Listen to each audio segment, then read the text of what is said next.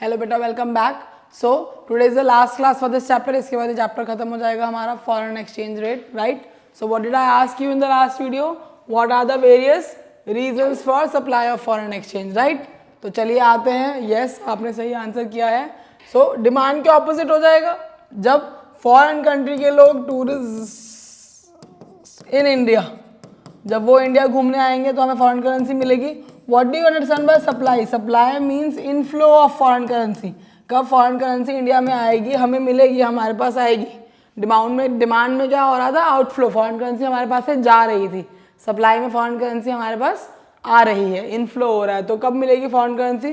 Tourist लोग India घूमने आएंगे तो फॉरेन करेंसी अर्न कर सकते हैं हम, राइट। और export of goods and services, हमारा गुड और सर्विस अगर बाहर बेचेगा, बेच पाएंगे, हम सेल कर पाएंगे, will get foreign currency, right. और investments in India, if foreigners are investing in India, they are purchasing land और anything, then we can get foreign currency, right.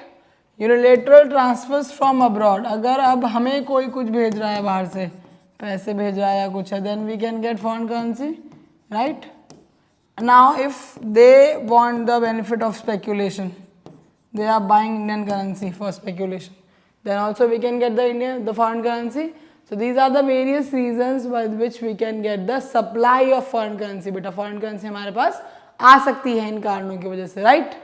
अब आप सोच के देखिए, अब आपको अपने पॉइंट ऑफ व्यू से नहीं, अमेरिकन के पॉइंट ऑफ व्यू से सोचना है। टूरिस्ट इंडिया कब आएगा? जब फॉरेन एक्सचेंज रेट बढ़ जाएगा या कम हो जाएगा? बताओ। $1.80 से 90 में उसको फ़ायदा है या 70 में? वो कब आएगा? उसको फ़ायदा कब है? जब $1.80 से क्या हो जाएगा? 90, राइट. 70 में वो नहीं आएगा घूमने। क्यों? क्योंकि उससे पहले जिस चीज़ के लिए $1 दे के 80 रुपीज़ का सामान मिलता था, अब सेम $1 में उसको 90 रुपीज़ का सामान मिलेगा. It's beneficial for the foreigners. So yes, supply of foreign exchange and foreign exchange rate are positively related. The rate increases, the supply will also increase. The rate decreases, the supply will also decrease. उनके point of view से सोच के देखिए, उनके लिए Indian goods will become cheaper, so they will try to get more of it. Benefit लेंगे, सस्ता सामान मिल रहा है तो खरीदता है ना हर कोई. Same concept with them. So supply of foreign exchange and foreign exchange rate are positively related. Okay, आपको रीजन समझ में आ गए? सप्लाई का डायग्राम देख लिया. अब चलते हैं लास्ट टॉपिक पे चैप्टर के. वो क्या है? इक्विलिब्रियम. इक्विलिब्रियम कब आता है? इक्विलिब्रियम आता है जब डिमांड और सप्लाई मिल जाते हैं.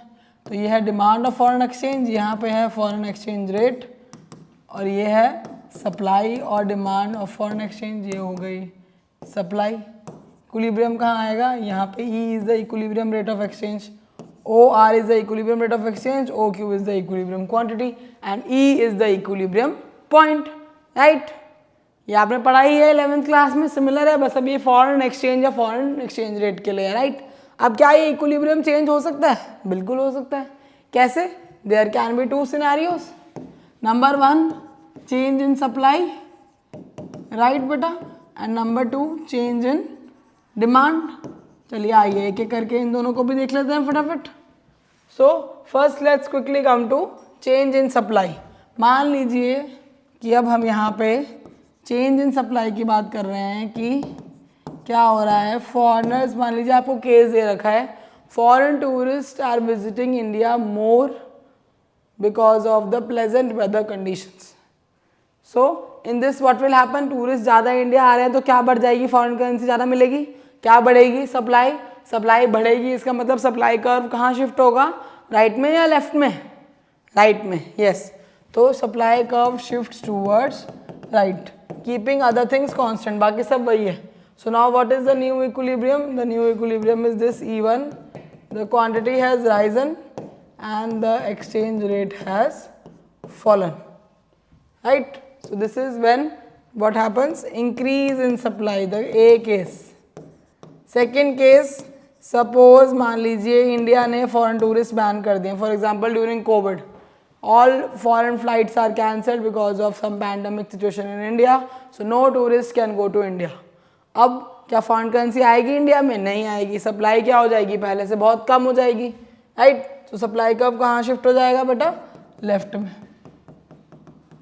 सप्लाई कब लेफ्ट में शिफ्ट होते ही ये आ गया हमारा E2, now quantity has fallen and the rate has Ryzen, right. So this is the first case, change in supply, उसके दोनों cases increase in supply and decrease in supply. The next one is change in demand. अब demand भी तो change हो सकती है, खाली supply थोड़ी चेंज होगी, डिमांड भी बढ़ सकती है और कम हो सकती है। चलो इसके डायग्राम यहाँ देख लेते हैं, उसमें क्लियरिटी नहीं मिलेगी फिर आपको।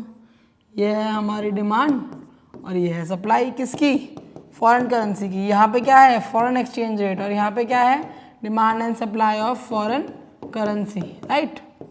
अब मान लीजिए कि Indian students are going more to Canada for study, explain how will this impact the equilibrium exchange rate. ये क्वेश्चन पूछा है आपको। तो जब इंडिया के बच्चे ज़्यादा फॉरेन कंट्री में पढ़ने जाएंगे तो ज़्यादा फॉरेन करेंसी की डिमांड होगी, चाहिए होगी फॉरेन करेंसी, राइट, वहाँ पे पढ़ने के लिए।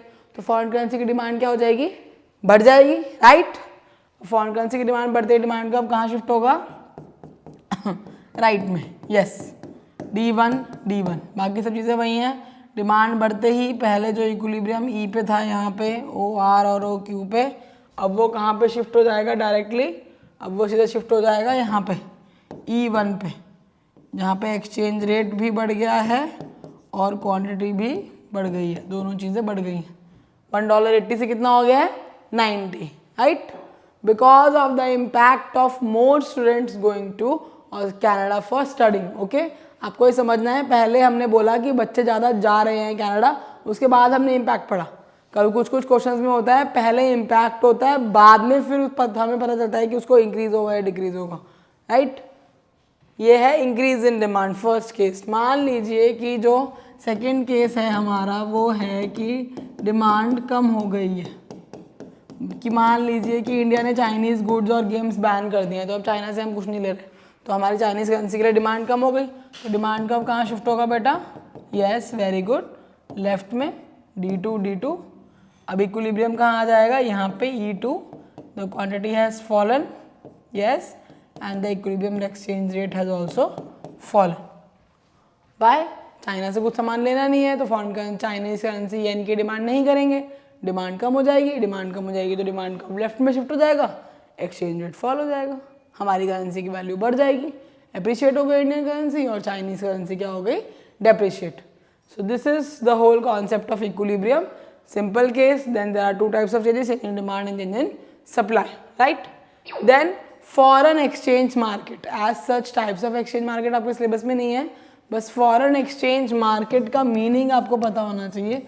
क्या होती है फॉरेन एक्सचेंज मार्केट, आप जैसे वेजिटेबल खरीदने वेजिटेबल मार्केट जाते हैं, सब्जी मंडी है ना, और ग्रॉसरी खरीदने राशन शॉप जाते हैं, ग्रॉसरी स्टोर जाते हैं, ऐसे ही foreign exchange market is the market where foreign currencies are bought and sold. जहाँ पे फॉरेन करेंसी बेची और खरीदी जाती है बेटा, उसको बोलते हैं फॉरेन एक्सचेंज मार्केट।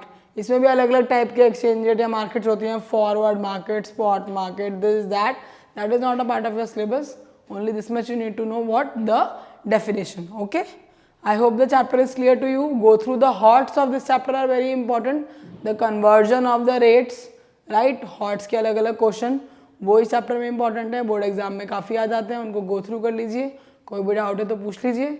अब नेक्स्ट वीडियो में हम मिलते हैं, फिर हम नया चैप्टर शुरू करेंगे, balance of payment, right. Okay बेटा, till then keep revising, bye.